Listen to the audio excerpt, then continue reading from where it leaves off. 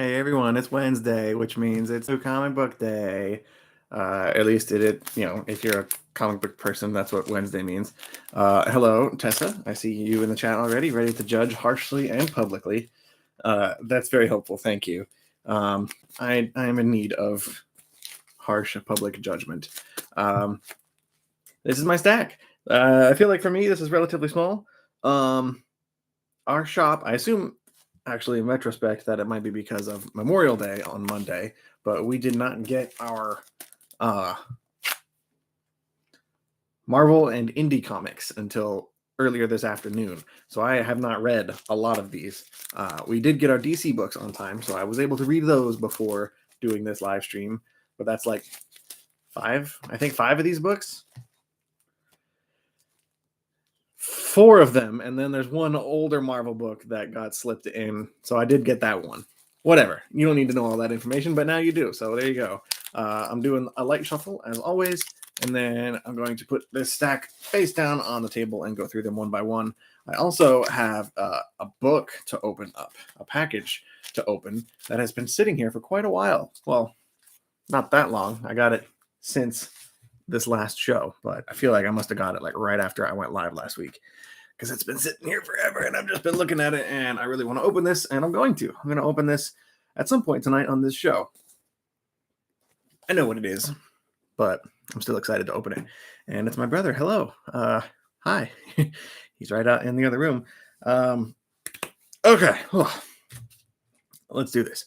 First book on this stack is... Oh, hello, Josh.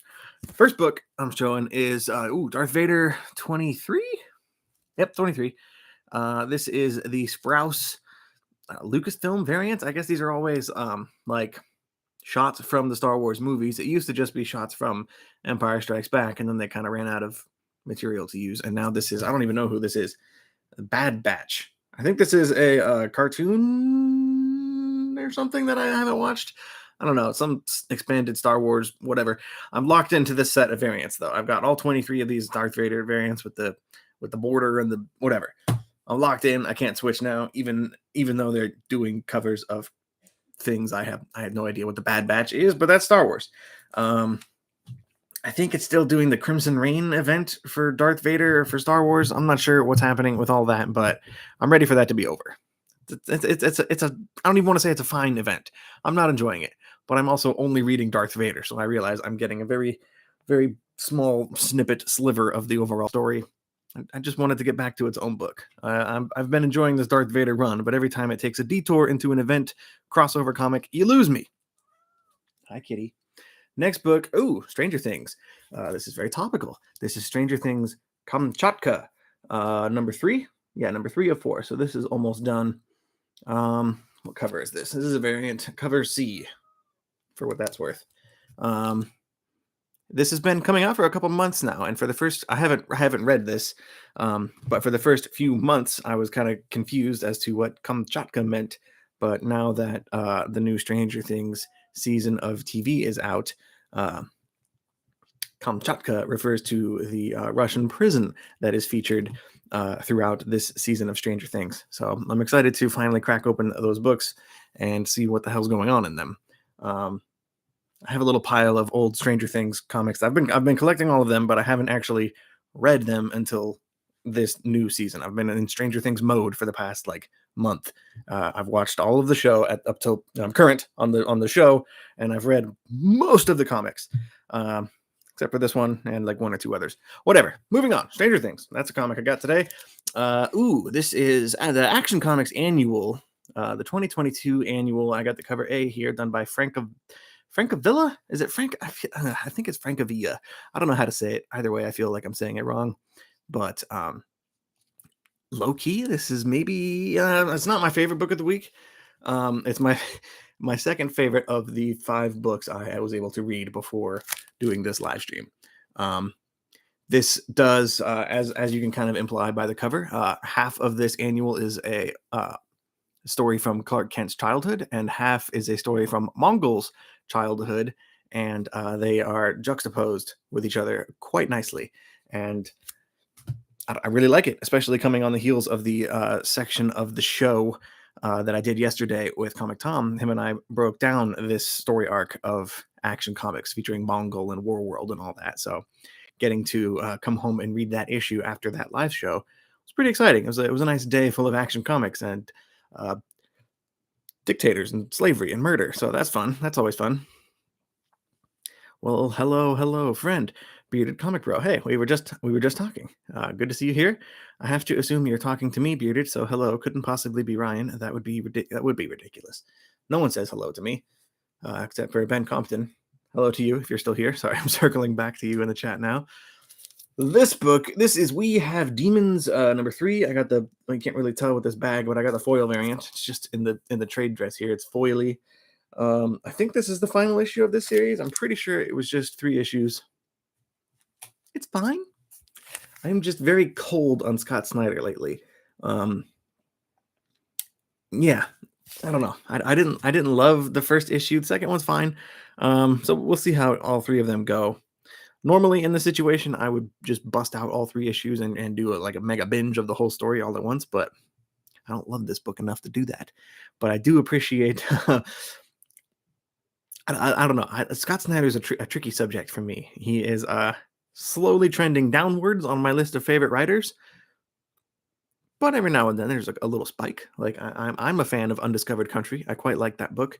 Nocterra is not my favorite. Probably my least favorite thing of his that I'm currently reading. And now that this We Have Demons book is over, I guess that doesn't even count anymore. But that was somewhere in between. I'm late today, says Tiago. You're not too late. I've only done, 3 books so far? 4? 3. 4. I can count. You missed Darth Vader, some very insightful Darth Vader commentary earlier on. Stranger Things, you missed me geeking out about watching this show and finally getting sort of caught up on the comics. I just finished talking about Action Comics.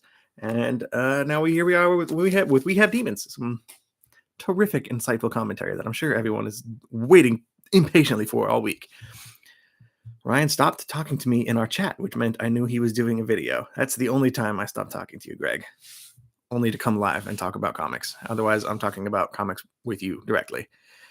I have a very exciting life filled with lots of friends and whimsical adventures. Next book, I almost hit myself in the eye with What's the Furthest Place from Here, number 6. This is the final chapter of the first story arc. I've been getting the variant covers for this book the whole time, including this one done by Christian Ward, an artist who I quite like. He has a very good use of color, obviously, as you can see here on this variant, especially when you put it right up next to the normal cover for this book, which is pretty much, it's almost like a blank black variant. It's solid black with like a small hatch in the middle, kind of like Lost, a hatch in the ground. I much prefer this variant. I would have gotten it either way, but the fact that it's Christian Ward just made it that much easier to get. I'm excited to see how this first story arc wraps up, and I really like that comic. It's growing on me more and more with every issue, even though it's feasibly about music and I don't know. On the surface, I shouldn't like that book, but I do. Next up, this is my least favorite out of all the books I have read so far. This is Batman 2022 Annual. I just got the main cover here by I never know how to pronounce his name. Michael Janin. I don't know. He did a lot of Batman work with Tom King during the Rebirth era. This book is it's not my thing. This is Batman teaming up with Peacemaker here to kind of establish a new direction for Batman Incorporated moving forward, which is the kind of international group of various Batmen from all different countries all around the world. Like there's a Batman of literally any country on the world. There's somebody there who dresses up like a bat and fights crime, and Bruce Wayne kind of corrals them all together to be like a international crime fighting. It's an older storyline. Like I think Grant Morrison invented Batman Incorporated, but they're bringing it back. They've been bringing it back in this current story arc by Joshua Williamson, and now this annual deals with. I think it's a sort of delicate way to wrap up this Batman Incorporated storyline by Batman just passing the buck off onto Ghostmaker. Is that his name? I always get him mixed up with Peacemaker. Ghostmaker is now in charge of this international group of Batman, and hopefully, I don't care. There will be getting. I think there's a new Batman Incorporated ongoing series that they advertise at the end of this. I'm not going to get it. One sec. To be continued in Batman Incorporated #1 on sale this fall. So it's good to know that I'm not going to get it. I don't have to get it. All of this crap that I don't like is going to be shoved off into its own book that I can totally skip, which is fine. I'm very much ready for Chip Zdarsky to come on and rescue Batman, because I have not enjoyed the main Batman book for quite a while, honestly. Even when my boy James Tynion was writing it, it still was not my favorite Bat book. That's done. I can move on to any other comic on this stack. This is another one I don't like. This is Silver Surfer Rebirth #4. I've been getting the variants for this run, which I think is why I'm just now getting it. This is an older book, I think. I don't know how old this is. I feel like it was super delayed and I didn't get my copy. Whatever. This is a 5-issue series. It's super 90s. Part of this like new wave that Marvel is doing, where they're bringing back old creators to tell new stories with their original, with the characters they wrote 30 years ago. So like Venom is getting a new book that's currently ongoing that I'm also not really enjoying. There's Silver Surfer Rebirth. There's a Captain Marvel one they're teasing. It's just not, I don't like the 90s. I can tolerate the Silver Surfer 90s, Infinity Gauntlet, Ron Lim, Ron Mars stuff, because Comic Tom and I, way back at the start of our YouTube channel, did a gigantic like 50 plus video breakdown series going over every single issue of the Infinity Gauntlet crossover event. So I have a little special place in my heart for this era of Silver Surfer. But other than that, if it wasn't for that, I would really not be having a good time. And I'm not having a good time reading this. I don't like it. It's not for me. If you like Thanos, and if you're a fan of the Infinity Gauntlet era, then give this a shot. But I think it just reads so quick, and it'll be a fine trade when it's all done. Actually, I don't want to be too unfair. There was one cool thing in here that I liked. That came out at the end of April, says Greg. Yeah, I don't know. I think it's because I ordered the variant and our shop just didn't get the variant, and it had to be reordered. This does have Silver Surfer facing off against 4 alternate multiverse versions of himself. You've got the original Jack Kirby Silver Surfer here, the Mike Allred one down here with the eyeliner, the eyeshadow, whatever. The one down here, I think, is Mobius, and then Buscema. I don't know. It's not my era.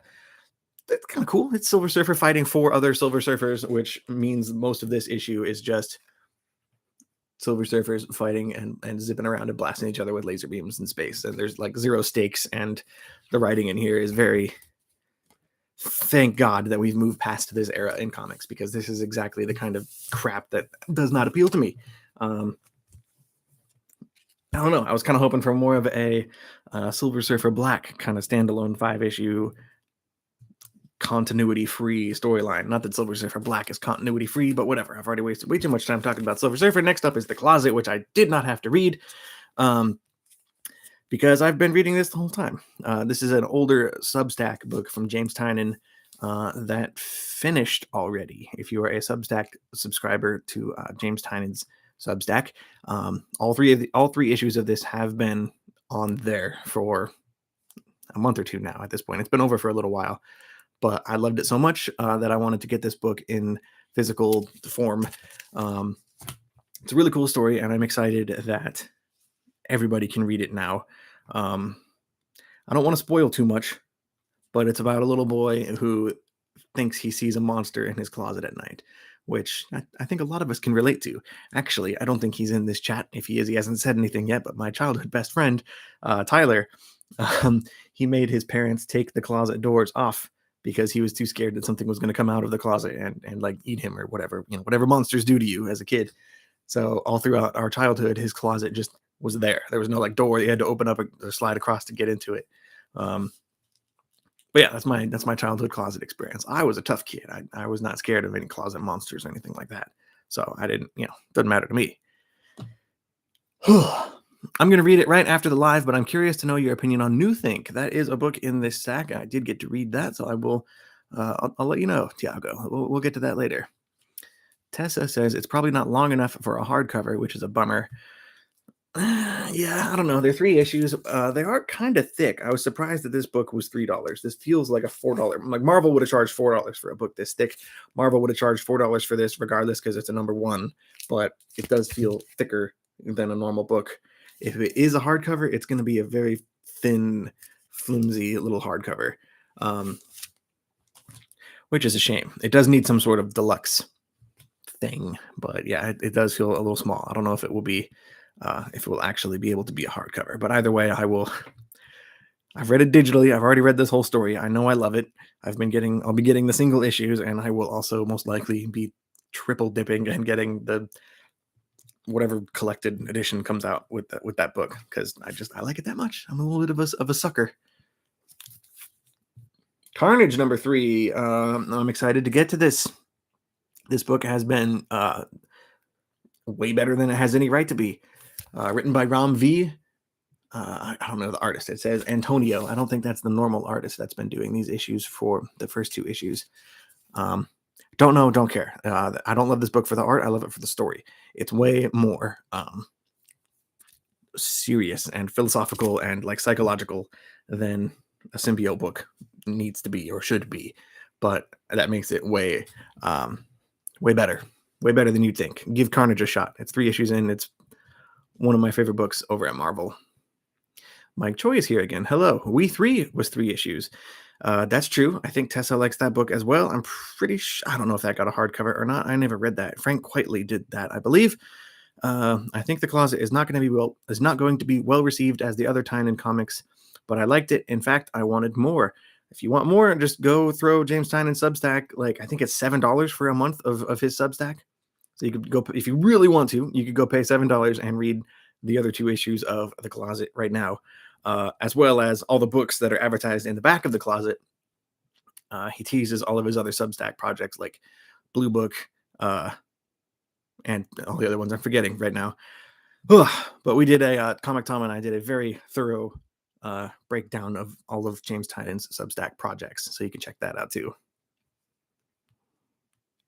I hope it's well received. It's definitely different than the rest of James Tynion's books. It doesn't feel like Nice House on the Lake or Department of Truth, but it's a lot more personal and intimate and small scale family drama. It's not even it's got horror flavor to it, but it's not a horror book. It's not like Something is Killing the Children. Yeah, I don't want to say too much. Greg says, I am over symbiote books right now. You give Carnage a shot, man. I don't know if you have like issue 1 hanging around at your shop anywhere, but trust me when I say that like this book is, it's stupid how not terrible this comic is. It's a symbiote book. It should be birdcage liner for 90s kids, but it's not. It's weirdly good. I don't know. If you're into like serial killer stuff, then give it a shot. But it's way better than it should be. Now I'm just talking to the chat. You guys are talking too much, but I'm okay with that. Hi Agu. Tessa does like that, and it did have a hardcover. We 3. Okay. Agreed, says Mike Choi. The Closet is like black licorice. Not many like it, but those who do love it like I did. But those who do love it like I did. Well, I'm okay with black licorice. A little bit of black licorice is okay. I do like, this is random, but I'm a big fan of Juji Fruits, the candy, and there's a little black licorice flavor Juji Fruit in there. I like those way more than actual black licorice. Whatever. Now I just want candy. Oh, I already read the 3 issues. I wanted more than 3 issues. Okay. I can see that. Dang, and now I want some black licorice. Thanks, Mike. These are the consequences of going live. Yes. Okay. Thank you. Moving on. Here we go. Here's New Think, #1 from AWA. This is being compared to Black Mirror in the sense that each issue of this storyline, I think, is a standalone story about humanity's relationship with technology. And it's really yeah, Greg and I actually talked about this earlier. This comic is a little depressing. It's not like scary. It's not scary. I'm not explaining this very well. In this book, it basically goes over the concept that screens are an alien invasion, I guess, happening in our planet, and the screens have been getting more and more intelligent and sophisticated and smaller and prevalent, and we are devoting more of our time to the screens, and it's just really cool. But it's also, it makes you think, and it makes you feel a little bad for looking at a screen. Like, we're all looking at a screen right now if you're watching this, so like, wake up, we're bad, we're doing bad things. We should be like outside running around in the grass like these guys with no clothes on. And it's trippy. I'm excited to see where this book goes. AWA has kind of been in a little bit of a lull for me, so this book was a sorely needed shot in the arm, as far as I'm concerned. Says the guy on the screen talking to the people. I just said that, Greg. I just said that. Next book, Nice House on the Lake, number 9. We got a double dose of James Tynion this week. I believe we also got a double dose of James Tynion last week, if I'm not mistaken, too. We had Something is Killing the Children and Department of Truth. This here is issue 9 of Nice House on the Lake. My favorite book of the week, at least out of the 5 books in this pile that I have read, for DC plus Silver Surfer. You need to be quiet, kitty. This is really cool. We are halfway done with the second half of Nice House on the Lake, and things get kind of intense in this issue. I don't want to say too much more than that, but this second half of this storyline so far, the first 2 issues for me were kind of like, okay, it's still my favorite comic, but I'm a little cold on it. Like, I don't know exactly what they're getting at or where we're going with this. But here in number 9, things are kind of heating up, and there's only 3 issues left of Nice House on the Lake, so I'm very intrigued to see how it wraps up. But I think in here you can kind of see some of the pieces being set up for whatever the end of this comic looks like. Next up, it's a thick one, yeah. Justice League Road to Dark Crisis, number 1. I know Mike feels the same way as I do about superhero comics right now, but this is exactly why superhero books just don't do it for me right now. I'm waiting for, I don't know, the right kind of big 2 superhero story to come around and change my mind and make me fall in love with superhero stuff. But this one, I don't know, it's just exactly what it looks like, I guess. This first story in here is illustrated by Dan Jurgens, so it's definitely got like an old school kind of vibe to it in the artwork. But basically, you have the Justice League who died in issue 75 of Justice League that just recently wrapped up that run, and now you have all of the younger kind of, I don't know what the word for them is, the younger kind of like replacement heroes, like Jonathan Kent has kind of like taken the mantle on from Superman, and Wally West instead of Barry Allen. I don't even know the younger Aquaman kid who is now Aquaman instead of Arthur Curry. You have all of these younger kids who now have to team up and save the day, I guess. Maybe it's not superhero books so much as epic big crossover events like this. I think this is the kind of stuff that gets new people, I think gets new people into comics. I remember when I first walked into a comic shop. Hi. When I first walked into a comic shop, Civil War and Blackest Night were kind of the 2 biggest things at the time, and I was very intrigued. But I think if I was reading comics at the time, I would have known that those were just way too big, and it's a lot to get into, and there's just so much happening, and not the right kind of storytelling is going on here. It's just not for me. I'm hoping the actual event that's about to kick off changes my mind and there's something cool that happens in here. But I haven't followed a lot of the younger DC heroes that are featured in this event. I'm a big fan of Jonathan Kent, Superman, Son of Kal-El, that book by Tom Taylor. I really like. I'm enjoying the I Am Batman, the next Batman. I do like him. And Yara Flor is obviously Yara Flor. So maybe I'm wrong, but I don't know. I'm going on for too long talking about this. Bearded, wouldn't you say Nightwing is doing it for you as a superhero comic? Yeah. No, Nightwing. I love Nightwing. I don't think Carnage counts as a superhero comic, but I'm enjoying the hell out of Carnage. When superhero comics are done the way I like them, but I think this book feels very like classic. In the sense, I don't even know how to describe what the hell I'm saying, man. I just don't.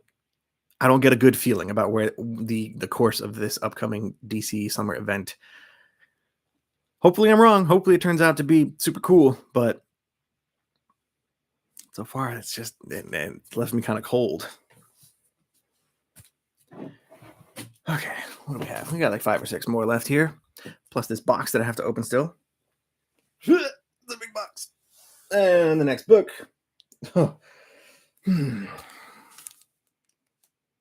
This is not for me. I have not read. Oh, come on, camera. Focus now. There we go. I have not read issue 4 of this book yet, but 3 out of 4. I didn't really love this book at all from the beginning. And I'm aware that I'm in the minority here. I'll put that out there. This book is silent. There is no dialogue in here. There is no English dialogue anyway. There's a lot of aliens speaking gibberish to each other, but there's no dialogue. There's no narration. It's just page after page after page of art. There's still a story happening here, as far as I can tell. It is about a robot person wearing a suit of armor. I don't think it's a robot. It's a person inside a giant suit of armor escorting a small girl from point A to point B for reasons. And I just don't care. The art is cool. It's pretty art, but my biggest complaint with this book has been there are times in here where the art is a little too active and there's too much going on, and it's hard for me to fully decipher exactly what's happening. But I will say again, it's not bad art at all. I don't know. It bugs me, and I need some kind of words in here to ground me and tell me exactly what's happening. Especially reading all 4 of these at once. If I got this trade and read the whole story all at once, I think it would drive me insane. Like,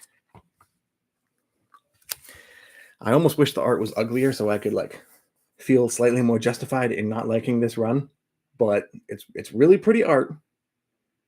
I just wish it was a little more clear so I could 100% understand exactly what's happening instead of just kinda understand. And that's it. And there's one tiny little speech bubble down there, but it is alien speak. No idea what they're saying. 4-issue storyline. This is issue 4. I'm going to read this and I will put it away and probably never read this again. This was not a win for me. But again, everybody I talk to seems to like it. And I think I'm in the minority here. This just did not work for me. Step by Bloody Step from Image. It's written by Cy Spurrier, which is kind of unfortunate because Cy Spurrier was also the writer of The Rush, which has been one of my favorite books of the year so far. He's a really good writer. I think he had a spot in the Action Comics Annual, which came out earlier today. I talked about that earlier in this video. That was also I don't know what parts of that book he wrote. It was him and another writer, but it also worked really well in that book. So that was honestly part of the reason I subscribed to Step by Bloody Step in the first place, was seeing Cy Spurrier's name on here. Swing and a miss for me. I don't know. I admire the attempt at doing a silent book, but it was not my jam. Black Panther number 6. My first time reading a Black Panther ongoing book. I'm enjoying it. It's not a drag or a hassle or anything, but I feel like it's been a while since issue 5 of this book came out, and I'm kind of fuzzy on the finer details of what's happening here. These Alex Ross covers are pretty cool though. This looks like a bunch of white panthers with guns chasing somebody on this cover. It's a cool book. I'm not going to drop this, but I like this because it skews more espionage, international intrigue, and almost like politics instead of superhero action, which I could take or leave. I think most comic books deal with superhero action, so you need to do something else to really grab me and pull me in. And I like what's happening in here. I'm excited to get to that one. I have not read that one yet. I've only read a few of these. Only read a few of these Marvel and DC books. I have not read this one. Oh, this is a cool variant, man. I've been thinking about this one all day. This is a Derek Chu cover for Alien number 12.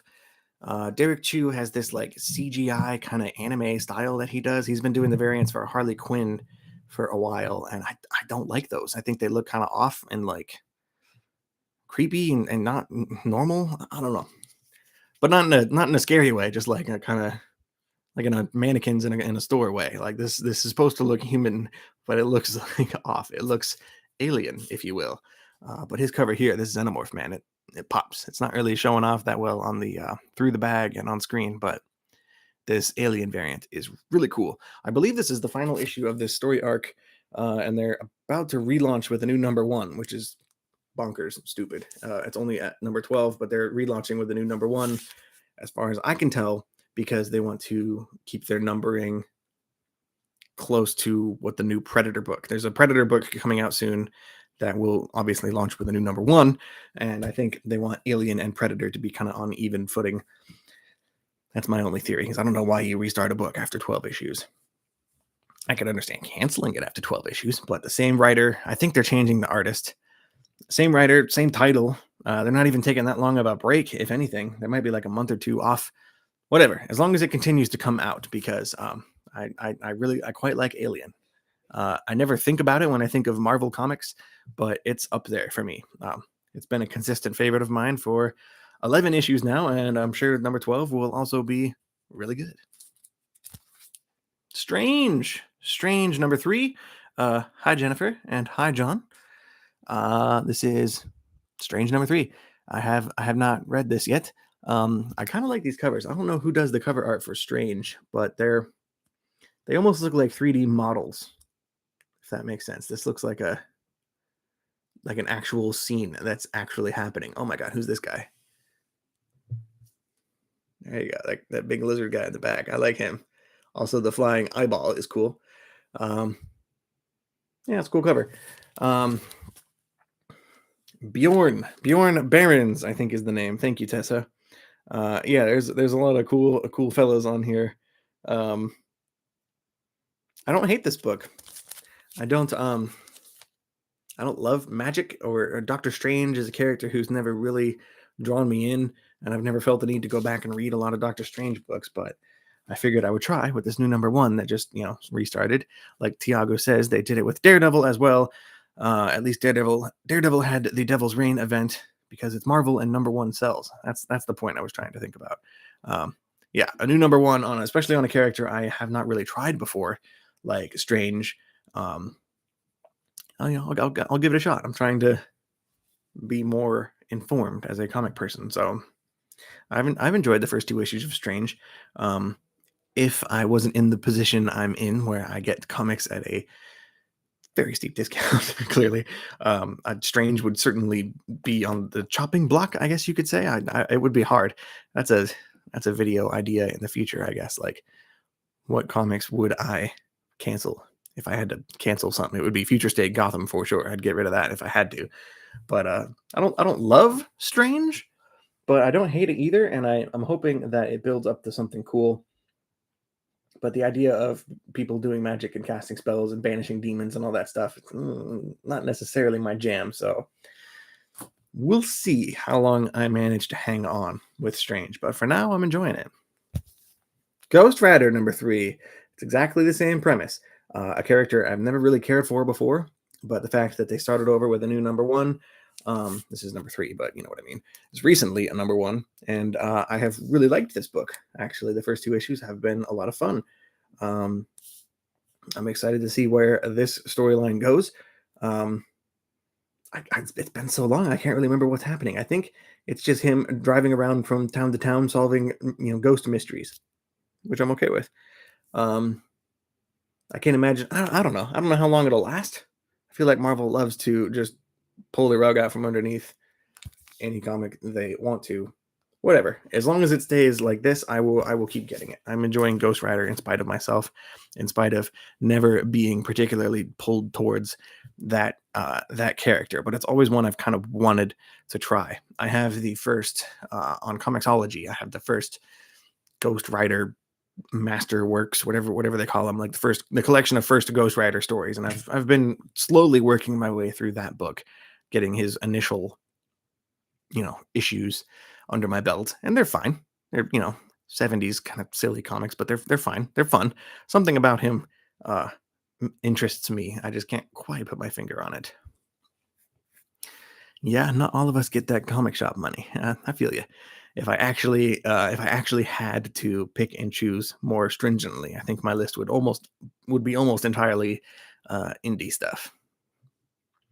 Do you get your comics on Tuesday, or maybe earlier because of the shop, or you just pick them up on New Comic Book Day? Excuse me. Well, they come into our shop on Tuesday. Oh God. And I read them on Tuesday night. I read them Tuesday night mostly.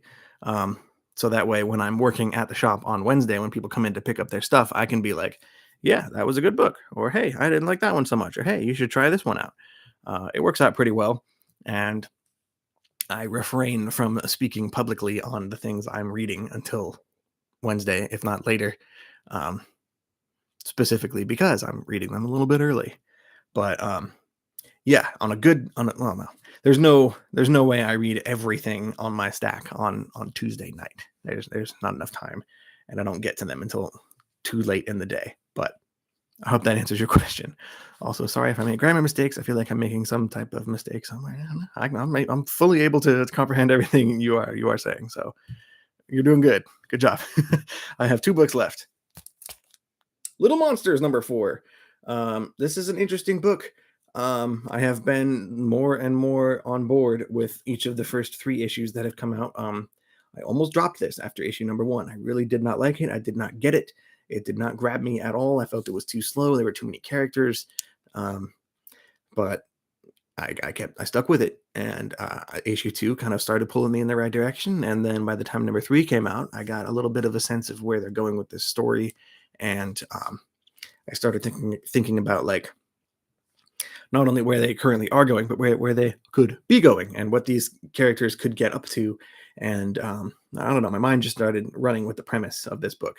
It's about a group of child vampires living in the world, I think, after everyone is dead and gone. Like, they seem to be the only people around, but I'm sure they won't be.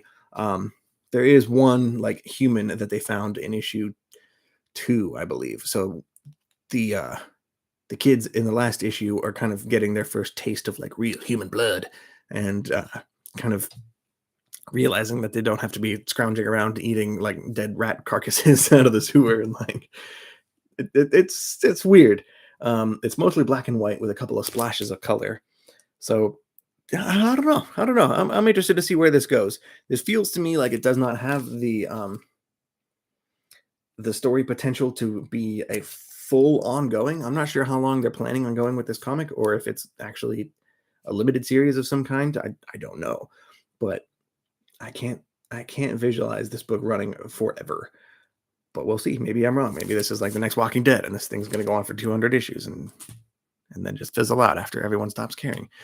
The last issue on this pile is Moon Knight Black, White, and Blood. This is old as hell, but we just didn't get this main cover. Our shop, the Bill Sienkiewicz cover, I think this is the main cover, right? Cover A for Moon Knight Black, White, and Blood. Cover A was the one that was in most demand. So everybody who ordered any of the variants and got theirs when this book came out, which last month sometime, is old. This is old. I've been waiting for this book for a while. I'm in love with this Bill Sienkiewicz cover. So hopefully there's some cool stories in here, but you guys would probably know better than me at this point whether or not this comic is any good. We'll see. We'll see how much I like it. Being that it's so old, I might just wait until #2 comes out and then read 1 and then 2. Although since it's an anthology, I don't think I need to like reread this before the next one. We'll see. Either way, that's definitely not on the top of my pile. All right. I'm going to start opening this box. Try and scooch back a little bit, or maybe move the microphone. I don't want to make a lot of cutting noises right into the mic. Scooting back. Okay. I feel like that was a light week. It's kind of a light week for me. So I don't think you can't see it, but it's down here. Absolute Why the Last Man, Volume 1. I ordered that. Did I order that, or was that gifted to me? I can't remember. I received that book, and was interested, obviously, in getting the following volumes of Y the Last Man, Absolute 2 and 3. It's a 3-volume set, but I waited too long, and the Absolute Y the Last Man is out of print. And I think it's out of print. It's not available on any of the websites that I buy this stuff on. So my only option to get the rest of those books, I think, is eBay at this point. So I learned from my mistake, and I grabbed all 3 of the volumes of this Absolute series. That's nice. Okay, that's a cool box. So it comes in this smaller box inside this bigger box with a bed of paper all around it. It's very securely packaged. I don't think there will be any issues with this. But no, I learned the hard way that don't wait too long if you have a 3-volume or multiple volume Absolute or Omnibus run.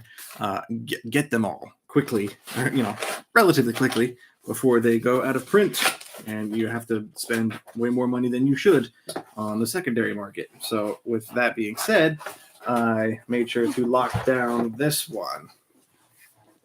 This is the 3rd and final Absolute Swamp Thing by Alan Moore, Volume 3. So yeah, this will go right here eventually once I manage to take it out of the plastic and stretch the spine, which is crucial for nice big hardcovers. You want to stretch the spine and make sure you don't damage the binding of the book, which has happened to me with Saga, actually. It's right behind me. Saga and I think Deadly Class Volume 1. I received both of those hardcovers and just dove right in before I knew that you had to properly stretch out the spine and flip through the pages, and I'll show you at some other point. Or you can look it up on Gem Mint. Gem Mint did a really cool video about stretching the spine on hardcovers. It taught me a lot. Do that. If you ever get a nice hardcover book, you need to make sure you take care of it before you just open it and start reading it and ruin the binding. It's bad. Anyway, I'm not here to talk about spines. I'm here to show off this Absolute that I've had sitting here for the better part of this whole week, waiting for today to open it on camera in front of you guys so I could finally start or finish reading this. I read the first one. I loved it, obviously. It was my first time. I've actually never read the Alan Moore Swamp Thing stuff, but because it's Alan Moore, because it's Swamp Thing, because it's universally regarded as like a classic, I bought it cold, which is something I don't usually like to do. I don't like to buy hardcovers for stuff that I have never read. But I took the chance on Swamp Thing Volume 1. It was awesome. So I was waiting to get all 3 of them before I continue reading this whole run. I'm very excited. It's got a cool shot of, I believe, Swamp Thing and Abigail probably right here underneath this little info card. But yeah, I love Absolutes. I'm going to take out the plastic and at least show you the book itself, because if it's anything like the first one was, it's got a cool texture, which is awesome. I can't think of any other books that I have, or any other books that I have that have a soft. It's a hardcover, but it's like soft to the touch. It's like velvety kind of. I don't know if that's making sense. Very tightly sealed. Okay, so yeah, there's the full picture on the back. Ooh, you guys, if you've never read an Absolute edition of a book, oh, it smells so good. You got to. This is my jam. Other people love to collect like single issues and runs and back issues and fill in all the stuff. This is all I want. Like, you can keep your single issues of this whole run. Keep them. I'm taking this. It's not gonna come off on camera, but this is like fabric almost. And also there's that. That's cool. I quite like that. This is maybe why I love DC more than Marvel, because Marvel does not do this. Marvel does not do this. There is no equivalent absolute Marvel anything, like in an oversized slipcase with all kinds of like nifty bonus features in the back. This is a quality product. Closest I can think of is like, where are you? Like way over here, I've got the Harrow County Library editions from Dark Horse. Dark Horse does pretty good oversized hardcovers, but Marvel, they just kind of, they don't do them. I guess there's like, I'm thinking of like these Daredevil. This is the Zdarsky Daredevil run right here. Wow, that is tight. And this is a little bigger than a normal book, than a normal trade. But it's not like big, you know. There's a major size difference here. The presentation, the quality, like the feel you get when you read it, it's an experience. And I'm a big fan. I'm a big proponent of reading absolutes.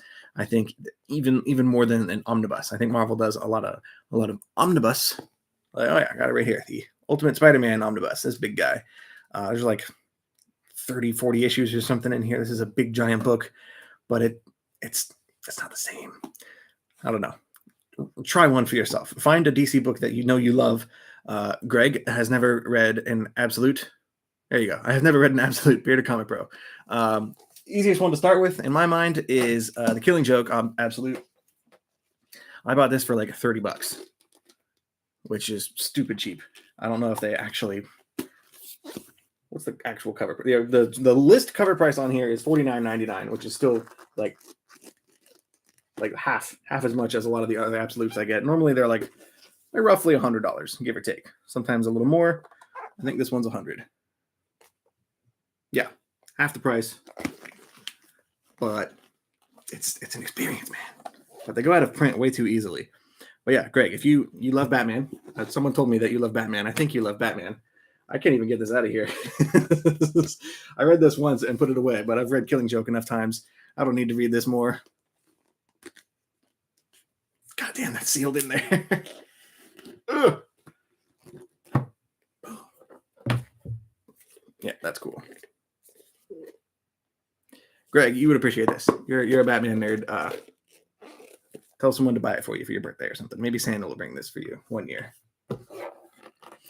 But maybe it's one of those like slippery slopes where you buy one of these and suddenly you can't stop.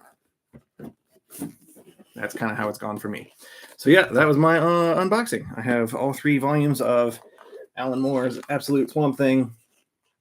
I have another one on the way in the mail that should be here before next week. So I think on my live stream next week, I will be unboxing yet another Absolute. It is not a Swamp Thing book, but it is one I'm looking forward to. I've only read it once in digital. I don't want to spoil what it is yet, though, but I am unboxing yet another Absolute on this show next week. So if you're here for the unboxings, then make sure and come back by next week. But otherwise, as always, I will just be going over my normal weekly stack of books. I'm going to end this stream and read some of this stuff. You know, it's fun to buy it, but it's also fun to read it. Thank you guys for hanging out, and I'll see you next week. Have a good night, guys. Happy New Comic Book Day.